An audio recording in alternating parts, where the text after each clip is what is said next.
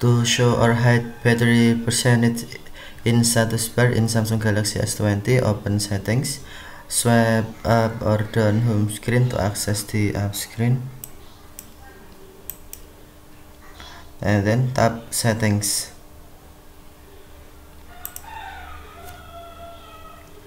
Tap notifications, app notifications, status bar, do not disturb,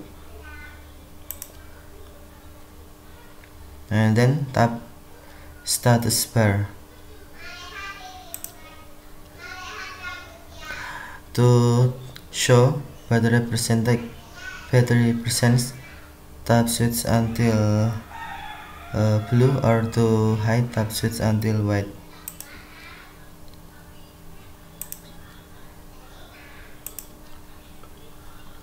You can see hide. If you click until blue, battery percentage will be shown.